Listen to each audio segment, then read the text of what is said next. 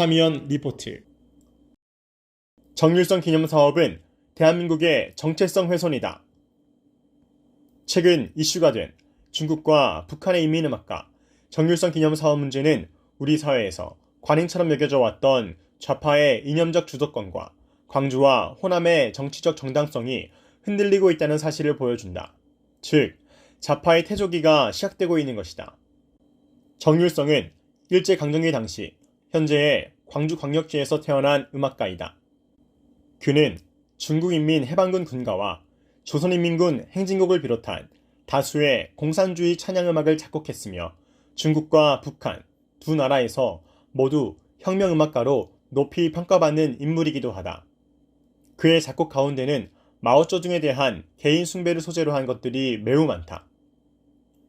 광주광역시는 남구 양림동 일대에 정률성로라는 도로를 지정하고 이곳에 정률성을 기념하고 소개하는 표지와 작품 등으로 정률성 거리를 조성했다. 여기에는 열한송 악보동판 및 정률성 흉상, 사진, 이력, 키오스크 등과 함께 중국인민해방군 군가 등 정률성이 만든 음악을 들을 수 있게 설치되어 있다. 이것으로도 모자라 48억 원을 들여 정률성 기념공원 조성에 나선 상태이다.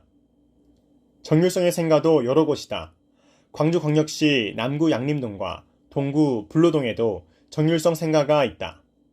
광주광역시는 양림동에는 기념관을, 불로동에는 역사공원을 조성하고 있다. 심지어 생가 지정을 두고 정률성 기념사업회와 지자체가 법정 싸움까지 가기도 했다. 광주광역시가 주최하고 광주문화재단이 주관하는 정률성 음악축제도 열리고 있다. 정률성 음악축제는 광주 성악콩쿠르, 정률성 음악제, 정률성 동요 경연대회 등으로 구성되며 2023년 기준으로 2억 8천만 원이 투여됐다. 특기할 점은 1996년부터 광주 성악콩쿠르가 시작됐고 이 행사의 본래 성격은 다른 콩쿠르와 같았으나 2015년부터 정률성 음악축제에 편입되어 행사의 성격이 바뀌었다는 점이다. 이 콩쿠르 본선에 진출한 참가자들은 일부에서 정률성 가곡 12곡 중 하나를 불러야 한다.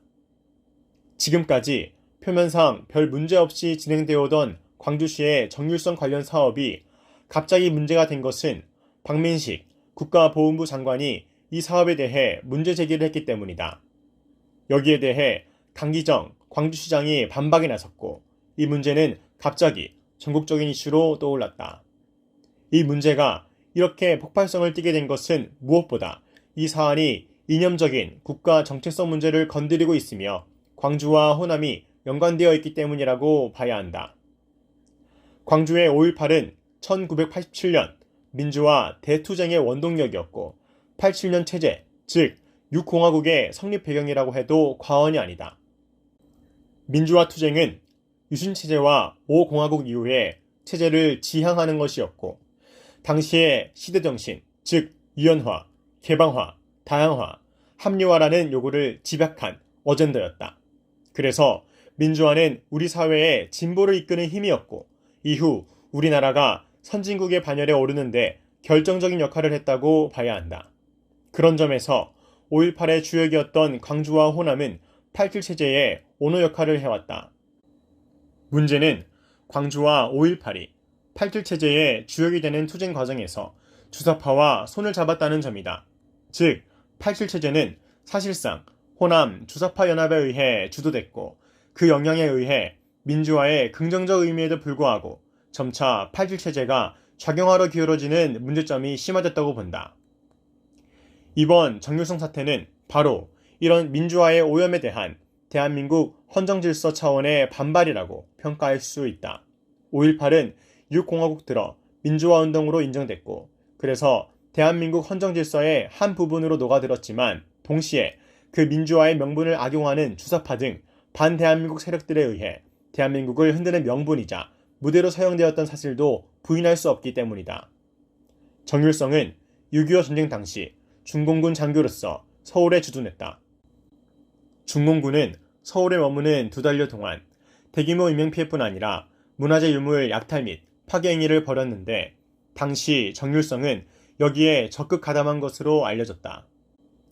단순히 유명 예술가라는 이유로 그의 행적을 미화하고 심지어 혈세를 투입하여 기념사업을 한다는 게 용납될 수 없는 이유이다.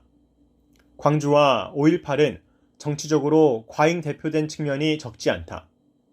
87 체제의 주인공이라는 정치적 위상 때문에 발생한 현상이다. 주사파의 협력이 이를 가능하게 한 것도 사실이다. 그리고 민주당은 사실상 주사파 혼합연합의 제도권 에이전트 역할을 해왔다. 한때 이들은 민주화를 통해 우리 역사에 긍정적인 역할을 했지만 이제 이들이 보여주는 역사적 퇴행이라는 부작용도 무시할 수 없게 됐다. 그 두드러진 사례의 하나가 정율성 판문이라고 봐야 하지 않을까. 대한민국의 모든 정치투쟁의 뿌리를 찾아가면 결국 근현대사 역사투쟁으로 귀결되곤 한다. 치열한 체제 경쟁을 통해 인류사적 정당성과 민족사적 정통성을 확립한 대한민국 체제를 부정하고 북한의 정당성과 정통성을 더 인정하는 세력과의 투쟁은 우리 모두가 결코 외면할 수 없는 시대적 과제일 것이다.